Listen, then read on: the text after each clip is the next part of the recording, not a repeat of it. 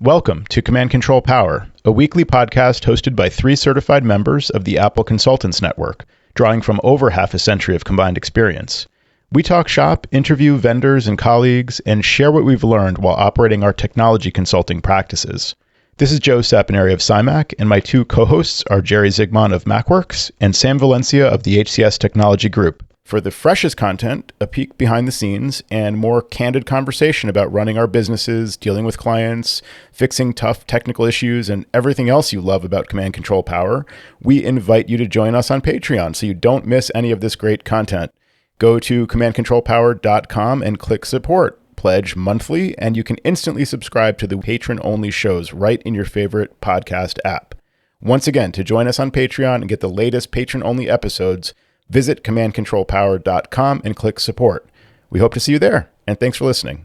So a little bit of follow-up on my lightning strike that I mentioned a couple weeks ago. This harkens back to the days of OnForce, and I know that Joe and Sam remembers that. Maybe you guys can help me out recollecting what OnForce was. But at one time, if you were an Apple consultant, Apple partnered with this company called OnForce, and any kind of referrals that the store would make to ACNs would go through this company, and this company would job you out.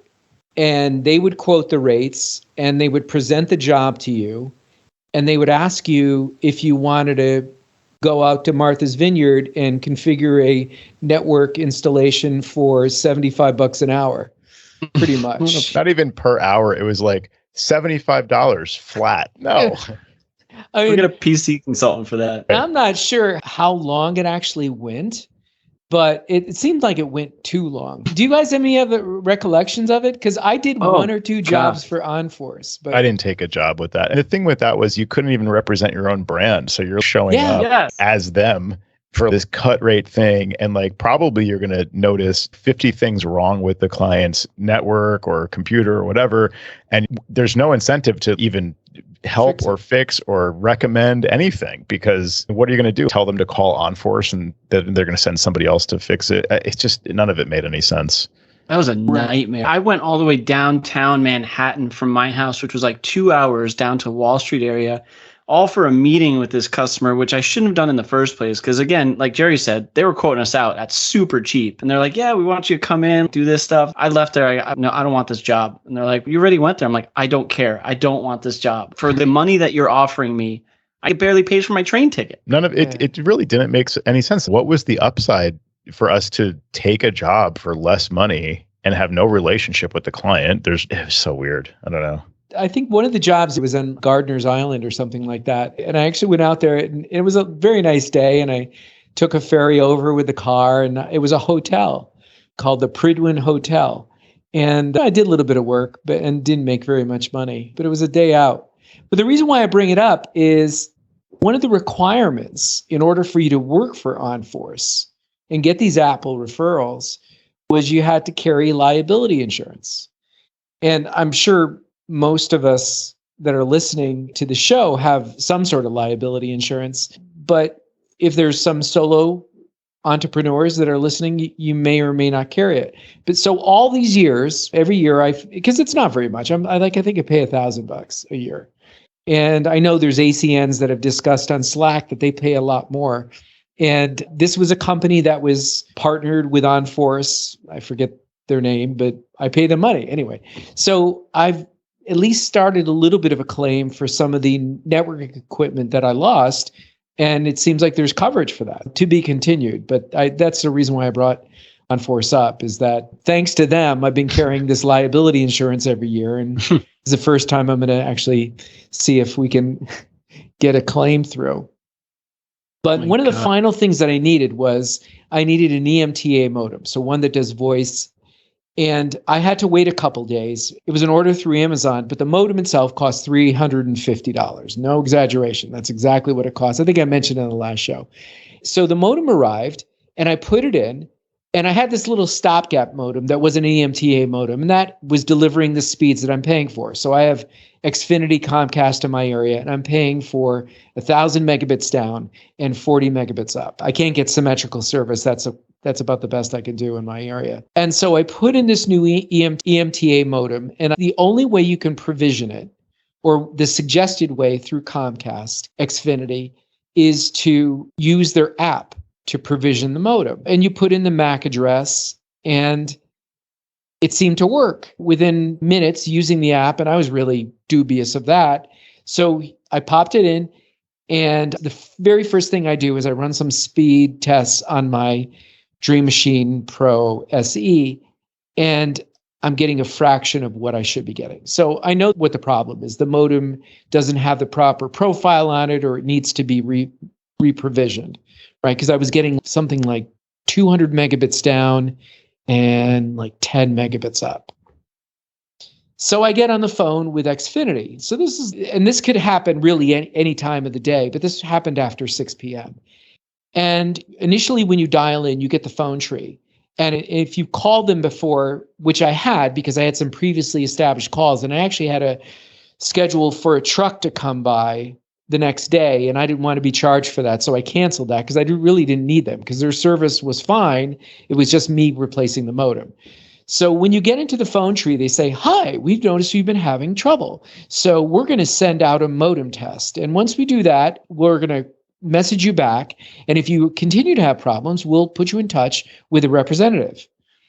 So that sounded fine. So I wait the 10 minutes, they do the modem refresh, and then I get a message back on my phone that says, "We noticed that there's a problem with your service, and we're going to schedule a truck to come out." And I'm like, "No, I don't want that to happen." So I'm trying to get through to Comcast, and I kid you not, I was trying to get a live person on the phone. And anytime I could get a live person on the phone, it was outsourced support from the Philippines. Philippine people are lovely people, but you can't speak to anybody it used to be you would call up Comcast, whether it was business or residential, and you'd get a technician. And if they couldn't fix it, they escalated you to a second-tier tech. And they had the ability to do things like, "Let me refresh the profile on your modem. Let me reboot the modem. Let me do this. Let me do that."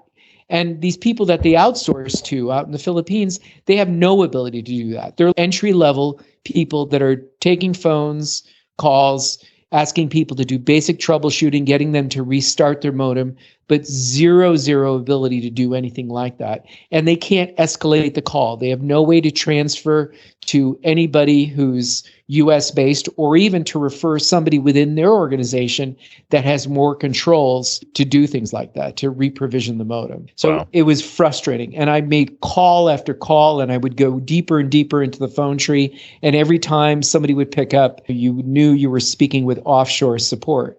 And it was incredibly frustrating. So one of the things that I did, which will echo back to a story that's coming up, is I went out on Twitter, because Twitter used to have an account called Comcast Cares. And now I think it's called Xfinity Support or something like that. And you could usually tweet out that you're having a problem, and then they say, "Okay, DM us and give us your credentials, either your phone number or your street address, and we'll see what we can do." And in the past, I hadn't done this maybe in the last 1 or 2 years, working for a client or something like that, I've had generally some pretty good success. And so I did the same thing. I did a shout out on Twitter that said something to the effect like, "I've connected with a new modem, but it's not delivering the correct speeds and I can't get any help." And I got the same response, "Hey, DM us and we'll be able to help." So I get into a direct message conversation, and I realized pretty quickly that I'm also dealing with the same department out in the Philippines. It was a hellish night, because doing what we do, you got this modem and you know what you're paying for, and you know how it should be, and you know it's not right, and there's just no way of affecting change to make it right. You should have tweeted right directly at Elon Musk. He would have helped you out personally. Pay that $20 for that check mark. Way to derail my story, Sam. Really to take all the air out of my story. Thank you.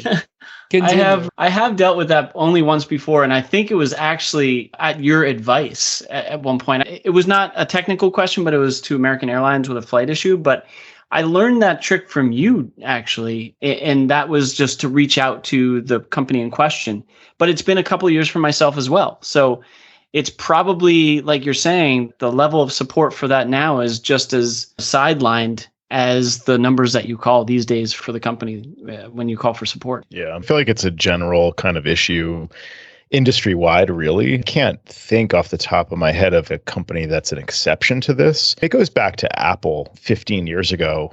I think I was able to say to more people, Apple Care is great. It's if you talk 20 years ago, 15 years ago, the people working on the phone support line were probably like super hardcore Apple nerds from the early days, and they were really experienced. It's a different world now. Apple's a mainstream company. There's a lot of people that just need to be asked, have you tried restarting? That's different. You can't pay everybody top dollar, and you can't only have real OG nerds working the Apple Care line anymore. I get that. And it was the same thing in the store. Like the Genius Bar used to be populated by probably people with more on a percentage basis, real experienced nerds that could really help you, that have seen a lot of issues. And yeah, we don't do third-party support, but I use this app myself all the time and I'll help you with it. It's just a different world now. And that's, again, across the board in the whole industry. But it is doing this for a living and not having access to even a tier 2 kind of support level where we can skip all the basic stuff and we can just talk. We can even use jargon and we can talk more technically about what's going on, what we've observed, what we've tried, and then put our heads together on a solution.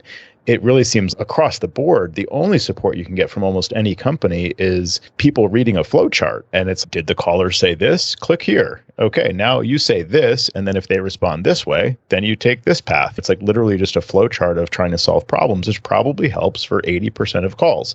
But if you're somebody who's more technical and you have an issue that's not really handled very well by the phone tree, how do you get support? And it used to be that you could bypass some stuff by pressing 0 or pressing whatever. Do you remember these sites that existed for a while where if you wanted to get a person on the phone, this website would tell you which keys to press to get a person every time? Yeah, that website's still around. Okay. It's gethuman.com. There you go. That's right. Yeah, and I probably should look at that site more because I get stuck sometimes in these phone tree things. Like I've called Verizon before where like their phone tree refuses to do anything until you just kick the call to your text messages. It's like you call them and their thing is, oh, we're going to text you now. I need to talk to somebody. Go ahead and check on your text messages. We've sent you a text. Now you can just reply there. Their phone tree refuses to do anything but wait for you to text them back. And you're in a chat. And it's just like even worse than being on the phone with someone in a lot of cases.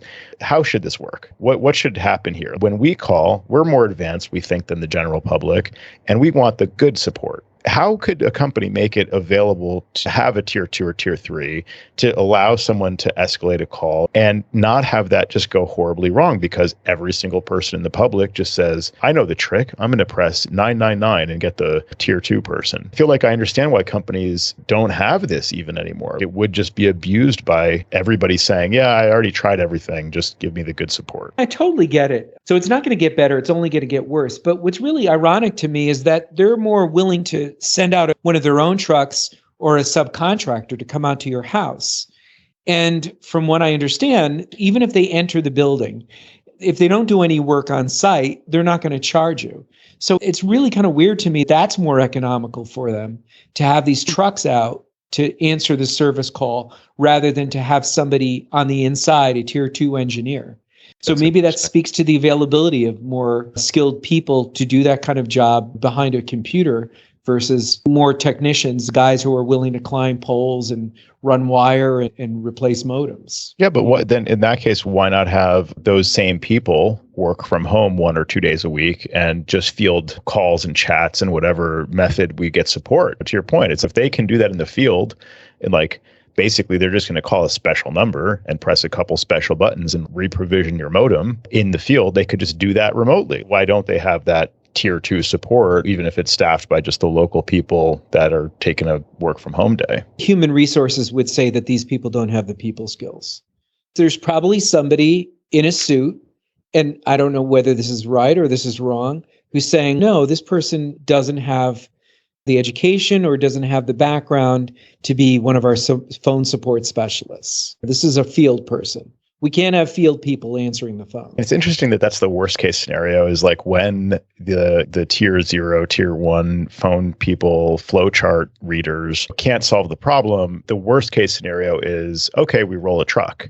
Yeah. To your point, okay, isn't that more expensive? I guess not. I guess on an actuarial basis, on those rare exceptions, like we'd rather just roll a truck than to have a whole tier 2 infrastructure of people in a call center in the US getting paid $15 an hour. We can't do that. We can't pay that much. That's crazy. They'll make a living wage and they'd rather just roll a truck. But I was thinking like the worst case scenario in some cases would be like the absolute worst case is you give up and you just say, forget it. Don't send anybody. I'm going to jump ship to a new company. First of all, in a lot of cases, there's very little competition. So that's one deterrent to that happening. In other cases, fine, you leave. You're no longer a Comcast customer. There's somebody in a suit that's looking at a spreadsheet that tells them, that's fine. I'd rather lose X number 100 customers per year than staff a call center in the US. And I'll tack on to that. There's probably just as many numbers that show people that are jumping ship from their competitors to them because they got the same issues. So they're like, oh, it's a great point. They're like, oh, we're not going to lose much. For every 100 we lose, we're going to get 120 from the other company. It's a great point. We just need to have the least worst phone support. Yeah, it's ridiculous. And then we get more customers, actually, in aggregate. That's so bad. That's the world we live in now. It's the race to the bottom. It really is.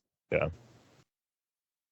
So I did get my modem provisioned properly. The next day, I kept calling and I got somebody who was US based who was able to handle a reprovisioning of the modem. And so now I'm getting 1,300 megabits down and about 50 megabits up. So slightly better with this $350 modem. And so here we are.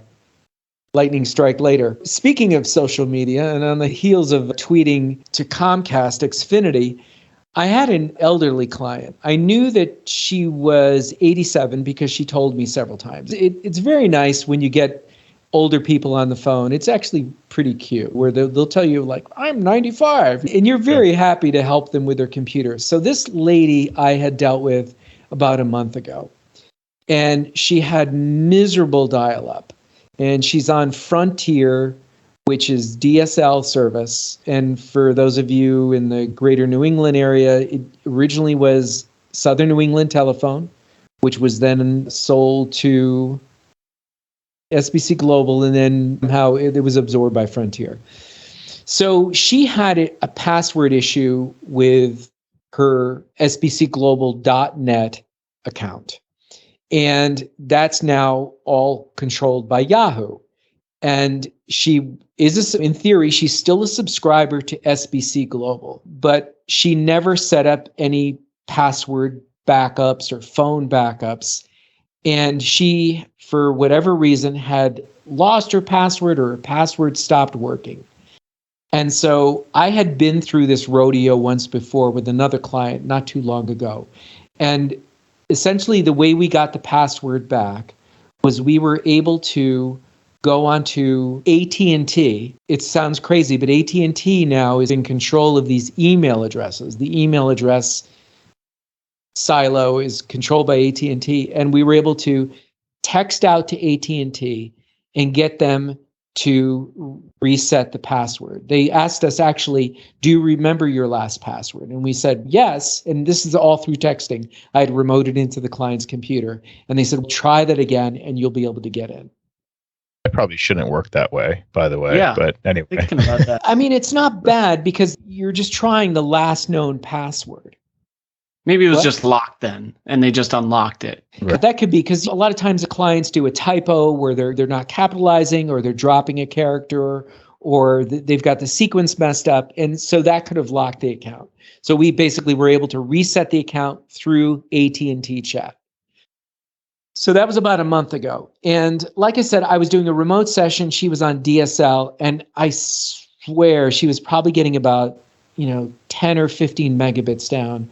And for the life of me, everything was slow. And it was a real stretch for her to pay for the hour. And it took me a little bit longer, but I only charged her the hour. And what I desperately wanted to do was when we got the account accessed again was actually change your password because their password was silly, but also obviously to add some safeguards in place, a backup email address, which she doesn't have. She doesn't have a cell phone, but she's got a landline. So we were going to add that. But at the end of the session, we were out of time and I really couldn't get pages to load in very well because I was remoted in and it was just taking too long.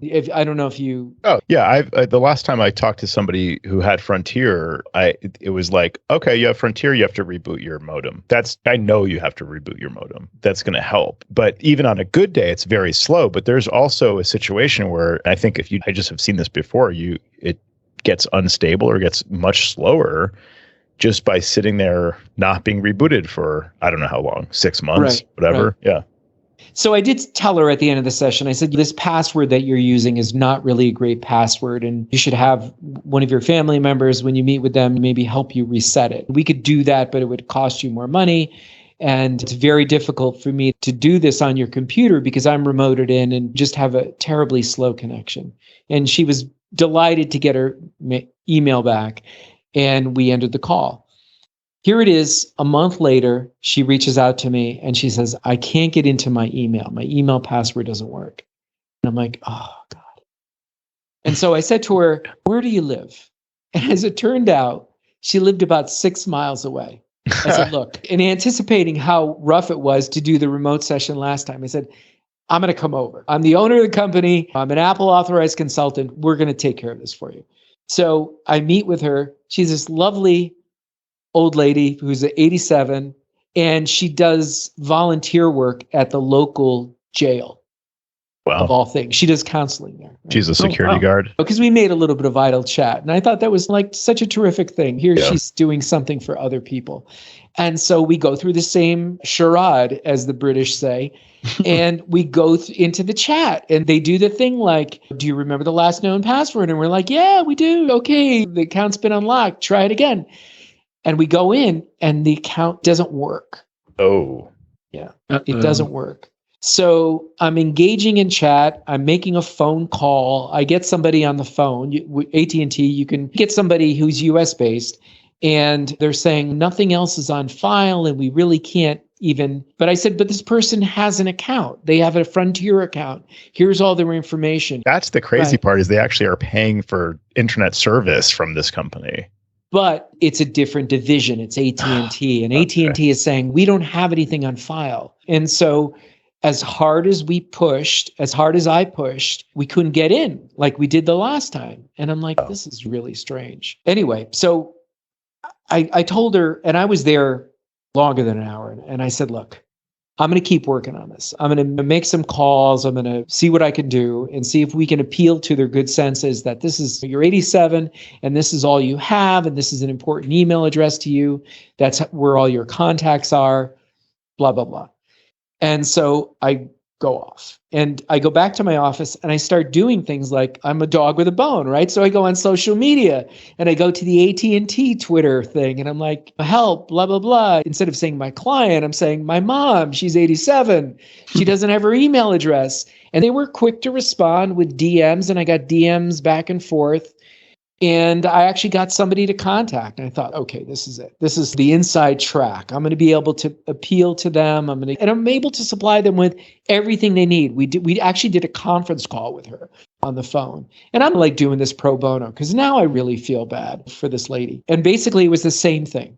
Nothing could be done. You have nothing else on file that we can establish that you are who you indeed say you are. That's my language. That's not theirs. And again, no phone, no recovery email address.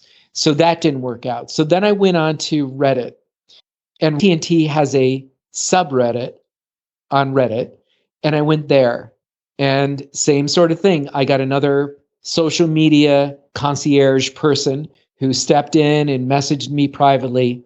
Same deal. We couldn't move any further. And at that point, I realized that we had exhausted all our options. And I talked to her on the phone, and she was really good about it. She wasn't weeping uncontrollably. She had a real good attitude about it. And I said, here's what we're going to do. We're going to make a Gmail address for you. Let me come over. So I came over again, And I was at her computer and I said, look, what led up to this? Because when I last left you, this was all working. She said, I got an email that said that if I didn't reset my password, that my account was going to be closed. And I'm like, oh, I should have asked you this in the very beginning. Can we find that email? And so we looked on her Apple Mail because the AT&T account was still there, the SBC Global. And sure as heck, we find the email. The email's a phishing scam. Ugh. So this is why when AT&T basically green-lighted the account to log in with the last known password, we couldn't because the password was changed by the bad guys. Wow. Yeah. So I explained that to her. Oh, and during the course of being with her on the second day, the phone rang and she said, I said, do you need to get that? She goes, no, let me look. She goes, no, as long as it's not the jail. And I said, I want you to know you're the very first client that's ever said that to me. So she laughed and we got her hooked up with Gmail and I fixed up a signature that says, please note my email address has changed. And she still had all her email addresses because she was using Apple Mail and they were in contacts. So that was good.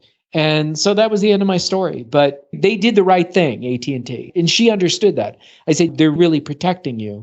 And she said, how was I supposed to know that I'm supposed to put in a backup email address or a backup phone or something like that? This is somebody who's had this legacy email for maybe 15 years, 20 years, maybe, since she started on the internet.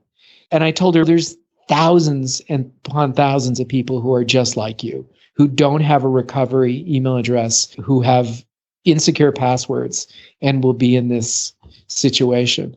So I wonder a lot of times when we hear about, oh, AT&T lost or Yahoo lost my passwords. That indeed has happened where lots of their email servers have been blown out from time to time. But I wonder if a lot of it is just they get phished and they have no recovery in place.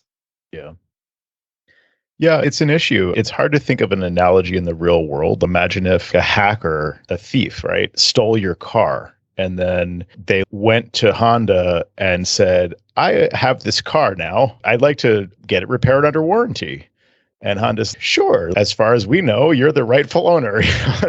We have no way to tell. Its car has a title, house has a title. There's ways of legally transferring ownership. But in the early days of the internet and with the kinds of companies you're talking about that have been around for a long time, in those early days, we had passwords that were 4 characters in some cases. It was crazy. But the thing is, the burden is on the company to say, hey, you have a relationship with us. You are relying on us for email services. We don't have enough information to help you if you lose access to your account. However they want to spell that out, but they could just say, we're now requiring at least a phone number, to a verified phone number. And I think some companies do this and other companies just don't. And again, it comes down to the consequence being okay, every once in a while, somebody who's 70 or 80 years old loses their email. That company has decided we're just willing to take the bad press that somebody's going to be complaining that their email is now owned by a hacker and whatever. What would they do? They could preemptively say, you really need to give us this. You need to verify your phone number. But a lot of people will just respond to that and be like,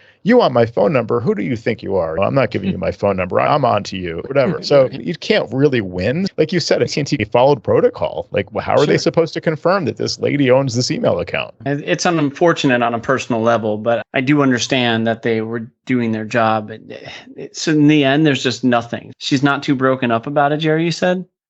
She's pretty good about it. All her pre-email up until the day it stopped was still there. She knows her friends' email addresses. It wasn't like she was just completely web driven. She was using Apple Mail. So I would imagine that if she was just doing this through the Yahoo website, that would be bad because then she wouldn't have any paper trail at all or digital trail. But at least she's got what's in the Apple Mail program. Yeah, that's not so horrible, I guess, thinking about it. And how many emails is she getting a day these days? From hackers? A number. I have a client who I've spoken about before on the show who also has one of those accounts it's sbcglobal.net. It's been through all the machinations that you just talked about. And I'm constantly worried whenever she sends me an email saying, my email's not working today. I'm thinking, okay, this is the day. This is the day. Yeah. But so far, she's gotten away. Are they global SBC? I mean, they're a phone company like in the northeast of the United States. Like, why are they even SBC global anyway? Well, like, that company's gone. There's no SBC global. Right. Yeah, it's a weird situation. I guess it's a good PSA for anybody that's still relying on that. But it is, again, it's very few people. And I guess you've just demonstrated the worst case scenario isn't even really so bad. It's like, I can't imagine like losing access to my email address and having to notify everybody. But in some cases, it may not be the end of the world, really. I've had attorneys that are still using a Comcast.net or AOL or Yahoo, and I can't believe it. Are you kidding?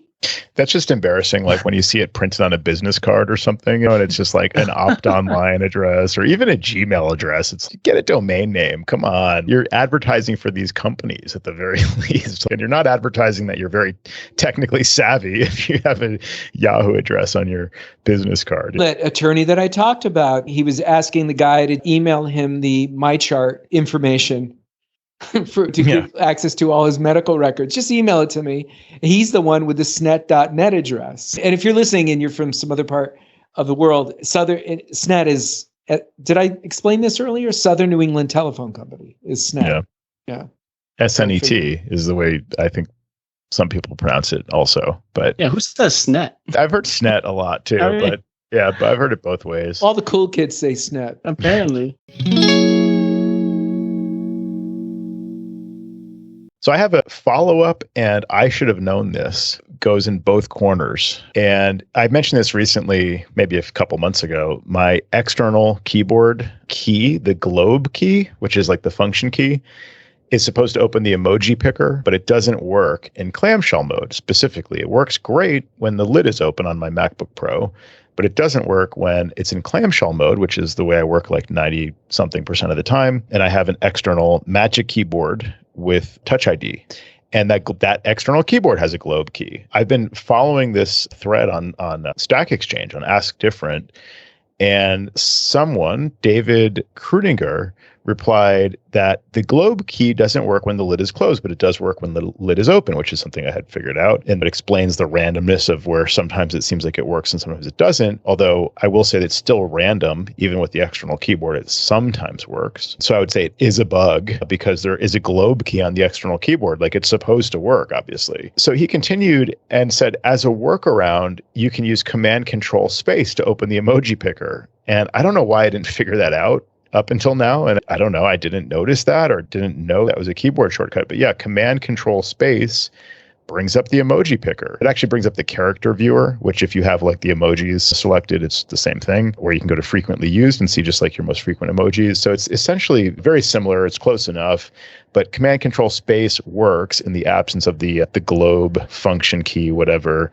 on the external keyboard in clamshell mode. So in case it helps anybody else, but also really speaks to the benefit of posting on a really widely used service, Ask Different, and subscribing to answers on the thread, because it was nice to just get that bubbled up to my email and basically gives me a workaround at least. I guess I don't use a lot of emojis, but that globe key on my MacBook Pro always got in my way. I would hit it by mistake and it would show up.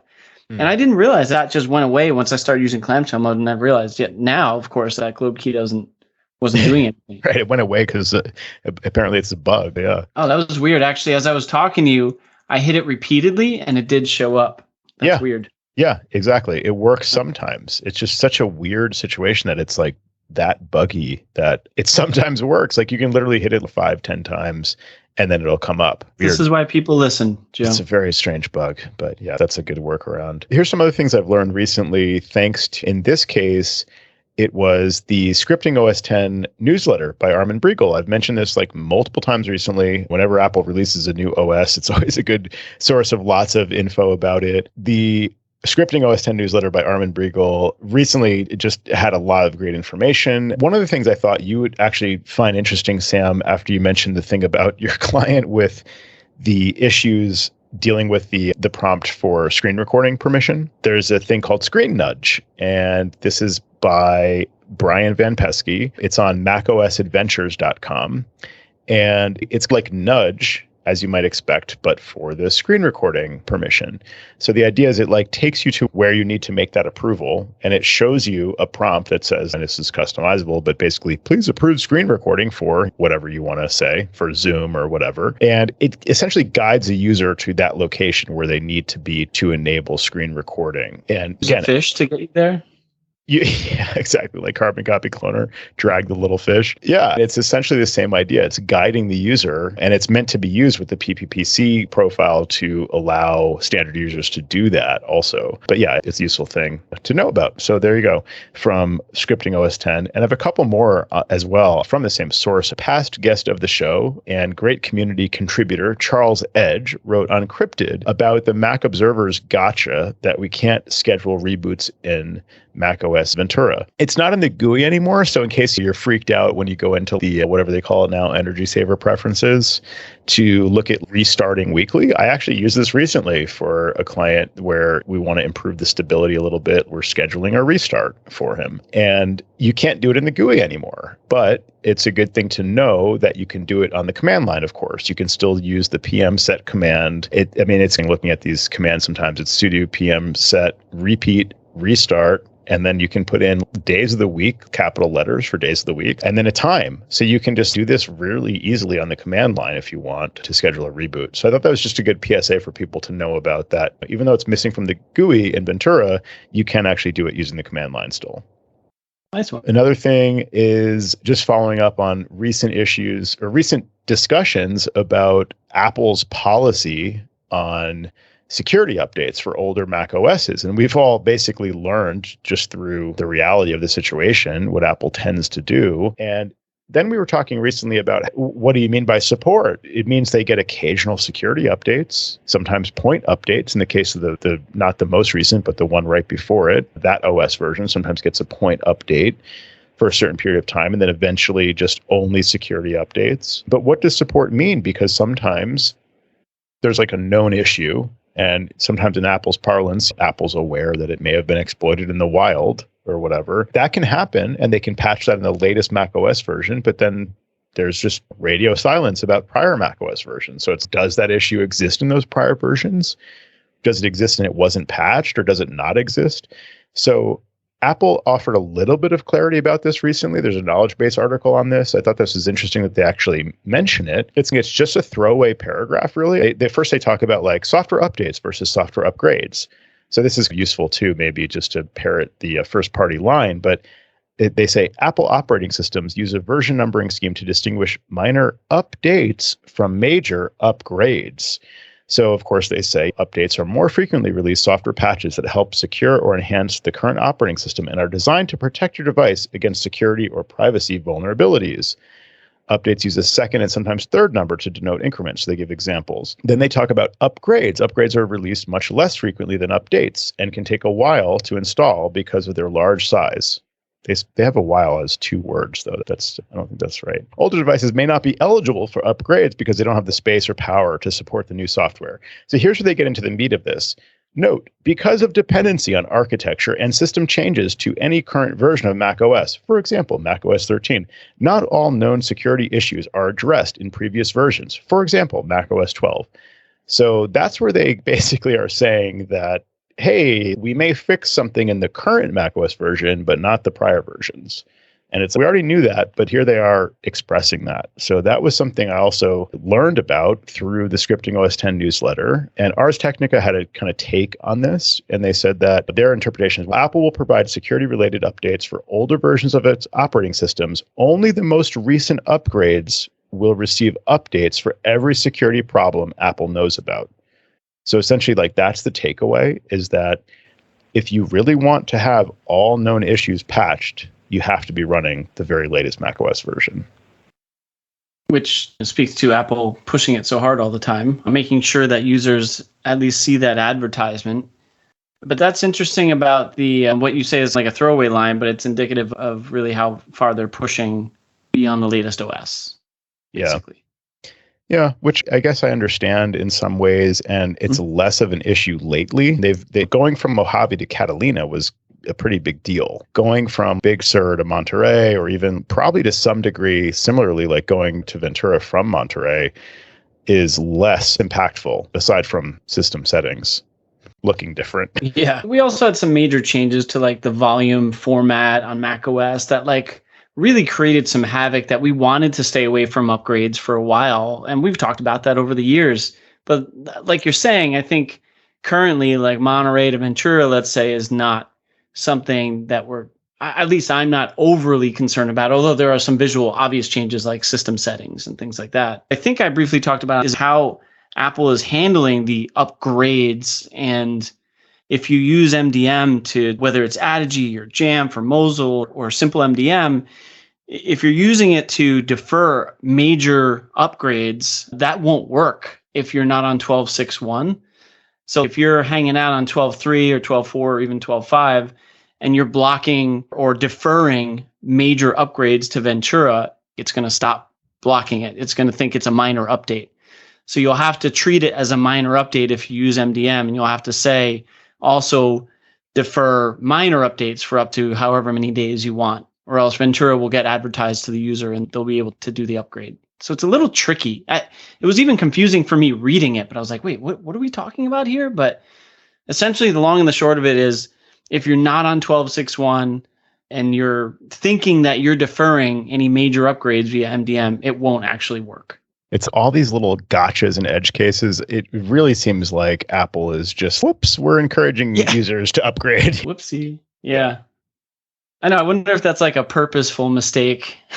Right. At least there's like a disincentive to fixing it. They just would rather have everybody upgrade. And again, I don't know. I don't think it's this big conspiracy or something like. Well, that time, Joe, put it on. Yeah. I don't think it's even necessarily bad. It's okay. We like in the modern security landscape, there are more issues discovered all the time. Could they support N-1, N-2 macOS updates? Like maybe they could. And they're the biggest company on earth. They have the most money in the bank, like just quote unquote, just hire some more engineers. I mean, I know it's not that simple, but just support the prior two versions and don't force people. But if that's just too complicated technically or whatever, and it is in everybody's best interest just to support the latest one, it's not necessarily a problem to do that, to encourage people. I just wish like we had tools, whatever the policies are. If they say, okay, let's compromise, like we'll allow people to defer up major upgrades for 90 days maximum, like at least make it work properly. That would be nice to have the tools working properly. That if I'm deferring the major upgrade and I want everybody to be on 12.6.1, make that happen easily. Even if you give me an option to force the user to upgrade with no prompt, like whatever the methods are that need to be there, it has to work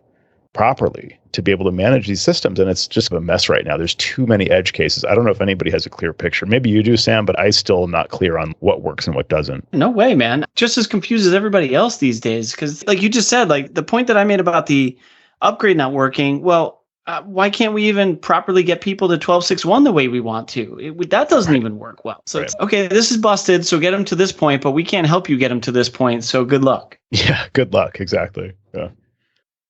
I don't know. It's frustrating. The update thing has frustrated me for a long time. I feel like sometimes it makes me look bad if like a customer's reaching out and be like, hey, I thought you guys are managing these. Why is this popping up on people's computers? I'm trying to be delicate about how I speak about Apple as well. I'm trying to not bash the systems that they're on, basically. I'm just saying it's been a little difficult lately to manage updates, and there are some fixes coming down the road. Hang tight. I don't know. I find positive ways to spin it, but sometimes it doesn't work. Exactly. Well, one more plug. Speaking of new macOS version being released and new Mac products being released, also the holiday season approaching, those are all great reasons to check out TidBITS Content Network, tcn.tidbits.com. tcn.tidbits.com. Regular guest of the show, Adam Angst, writes some great content along with his team for TidBITS Content Network. And some recent things I thought were pretty interesting, like most recent content is like a Apple-focused holiday gift guide, which I thought is going to be perfect to send out in like a newsletter for clients. Ideally with affiliate links, which is really not as easy as it once was. Maybe there's a way to do it. I don't know. But anyway, it's a good PSA for our clients at the very least, just to give them some guidance on what gifts we recommend and all the latest about software upgrades, about details about Ventura and iOS 16 and things like that. So lots of great content there. One recent thing that was really cool was security questions your organization should be asking itself. I thought this was a great article. I think it was requested by a subscriber to TCN. So it's the kind of content that probably a lot of us would want, and somebody asked for it and they wrote it up. So you have this content you can refer to when going through either a checklist with an onboarding of a new client or kind of offering an existing client a security review kind of thing. They have a paragraph or so about each of these topics, ranging from device management to your backup strategy, including offsite backups, your policy for updates, strong password management policy, endpoint protection platform, list of sensitive data, anti-fraud and security training, access to organizational email and systems from personal devices. We talked about that recently. And then as well as an incident and disaster response plan. So these are all just like different prompts you can use to talk about your client. To me, just reading through this list, I'm like, I feel smarter now being able to go into a client and say, I can account for all the areas we need to think about and talk about. Even if it's just an exploratory conversation about this, I may not know how offhand I would implement something in like one of these topics with the client. But if they say, that's the thing I'm really concerned about, then I would focus on addressing that concern. It's great to have a checklist, and even more than a checklist, but an actual explanation about each of these topics and why it's important. So this is just regular free content available with your monthly subscription to TidBITS Content Network. So definitely check out tcn.tidbits.com, another great supporter of our show, and just a great resource in the community for Apple consultants. The one that arrived today, when your organization needs to know about email block lists. Yeah, exactly. And that gets the conversation going. And you could leverage that article to providing more services or to discuss domain filtering, discuss blacklist monitoring, any number of things. Yeah, I'm going to continue putting some of this stuff on my site because I think, to your point, you could just link people to it and it keeps them on your site and it makes you look like you've either written some important article or for whatever reason, like you've gotten the content you're paying for it. People just, I think it just associates us with good practices in general. So put it on the blog and then link people to it in the future. And then if that doesn't convince them, then they're not a good fit probably. One more quick thing. Thank you so much to our latest patron, Rod Miller of rqmconsulting.com. Thanks very much for your support.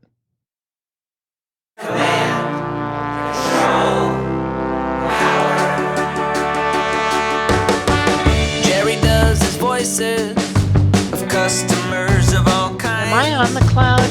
Joe spins his deeply detailed yarns all the time. I have a whole story about this. Sam is on the road again, phoning in from a hotel. At least we know where I am. Half a century combined of Apple